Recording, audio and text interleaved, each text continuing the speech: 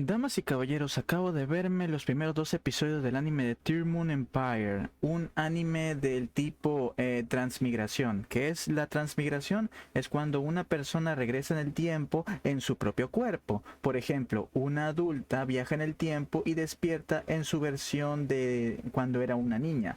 En este caso, seguimos la historia de nuestra protagonista, la cual no me acuerdo su nombre ahorita, pero corrí todo demasiado rápido.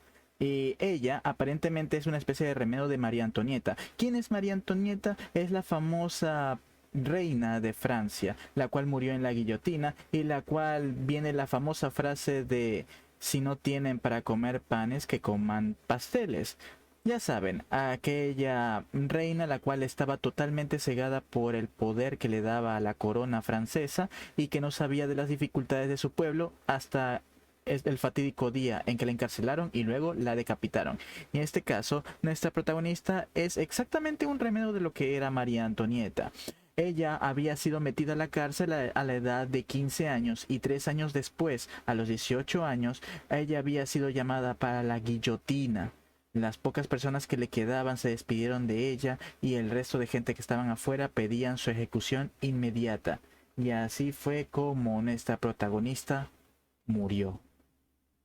Pero, como estos animes de transmigraciones trata acerca de viajes en el tiempo, justo después de que le vuelan la cabeza y la sangre salpique el diario donde ella anotaba todas sus desgracias, ella vuelve a despertar con la apariencia de una niña de 12 años, o sea, su yo de hace 6 años, cuando ella solo tenía 12 años. Y aunque en un principio ella no se creía acerca de lo que había soñado, o bueno, ella creía que todas esas vivencias era solo un sueño, así que iba a tratar de ignorarlo, pero cuando vio el diario, que también había viajado con ella en el tiempo manchado de sangre, es que se dio cuenta de que eso no había sido un sueño, sino que había sido la realidad. Una revolución los derrocaría a ella y a su familia y después le cortarían la cabeza. La mala administración del reino de Tirmund, las malas finanzas, epidemias, guerras y conflictos contra otras potencias regionales y vecinas provocaron lo que había sido el golpe de estado.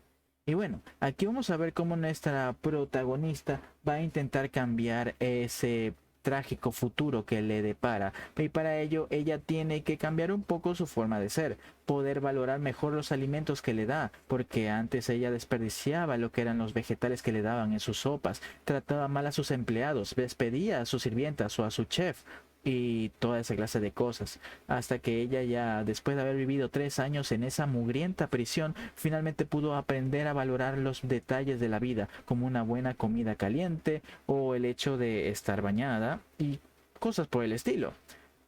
Y así fue como ella fue tras su primera aliada. ¿Y quién era su primera aliada? Era su criada, una criada medio pelirroja, la cual tiene una actitud bastante torpe, que en un principio uno creería de que la protagonista la iba a maltratar, y de hecho así había sido el caso. La había golpeado, maltratado y toda clase de cosas, y aún así esa maid siempre estuvo junto con ella hasta el final de su vida. Así que ella logró obtener a su primera aliada. Y después era de conseguir a su segundo aliado. ¿Y quién era? Nada más y nada menos que un genio de las finanzas, el cual en su anterior vida trató de salvar las finanzas del imperio, pero que por desgracia, por tener un puesto de rango muy bajo, nunca pudo concretar sus planes, y además de otra clase de cosas que hizo que la economía del imperio de Tirmund se fuera en picada. Y así ella, aunque en un principio la detestaba, pero después se dio cuenta lo valioso que era, sobre todo porque el tipo también era extremadamente fiel. Y uno de esos recuerdos de ella, cuando su ministro de finanzas se despidió de ella justo el día antes de que le cortaran la cabeza, se vio sus lágrimas para decirle de que todo ese tiempo que había pasado con ella no había sido tan malo. Y por eso nuestra protagonista fue para poder tenerlo como su segundo aliado. Y gracias a los dioses, porque aquí son politeístas, logró tener a su segundo aliado que iba a ser su futuro ministro de finanzas. Y entre los dos, y bueno, aquí viene una parte que me encantó bastante, y es que la protagonista en su vida pasada el único alivio que tenía era que le contaran una novela, una historia que un autor anónimo estaba escribiendo.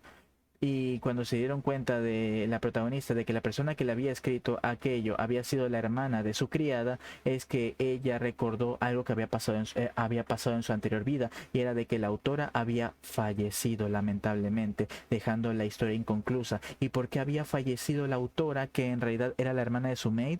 Había sido por el hambre. El hambre, las epidemias, la guerra, había hecho que el imperio de Tyr se fuera en picada y que muchas personas murieran. El 10% de la población había fallecido por las epidemias o por el hambre, incluyendo la hermana de su maid, por lo cual la protagonista trató de contratarla para que fuera su escritora personal después de haber leído algunos cuantos fragmentos de la historia que estaba escribiendo. Y aquí ocurrió algo bastante gracioso que hizo clic en mi mente, y es que la hermana de la maid de la protagonista no quería que la protagonista la contratara. ¿Por qué? Porque eso sería nepotismo. Y es lo cuando yo me pongo a preguntar, puse a pensar, y es verdad, si ella solo se pone a beneficiar a sus amigos alrededor, eso es nepotismo, porque solo asciendes por tus conexiones y no por tu habilidad.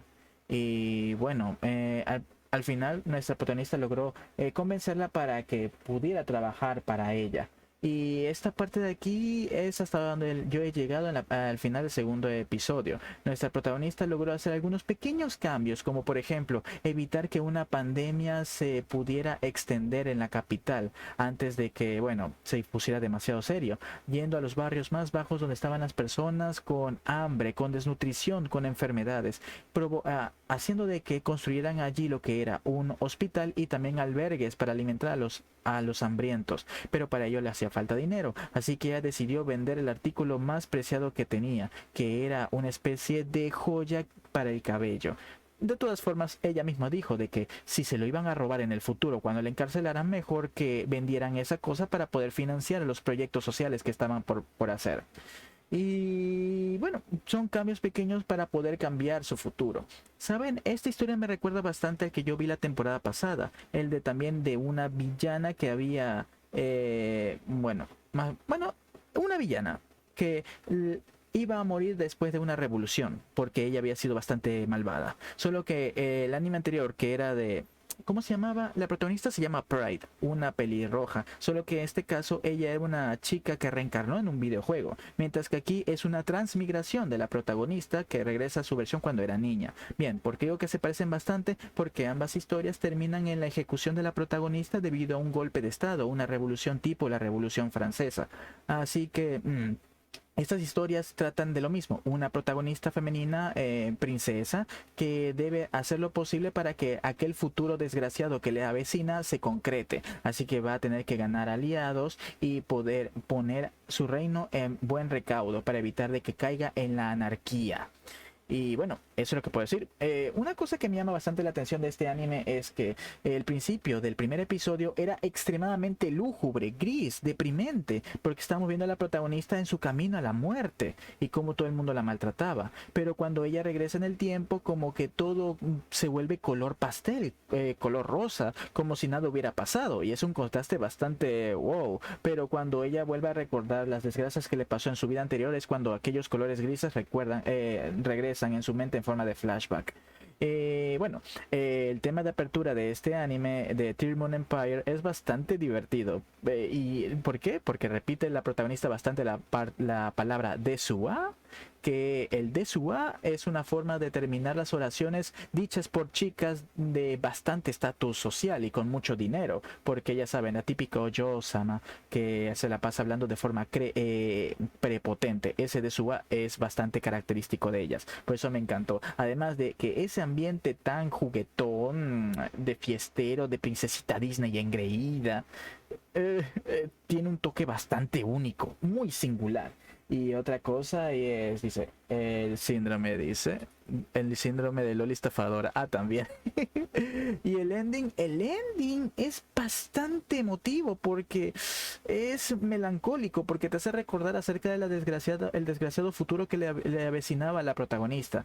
Bueno, lo típico de que el opening así todo aguerrido y aventurero, y el ending así todo triste, melancólico, como para hacerte llorar.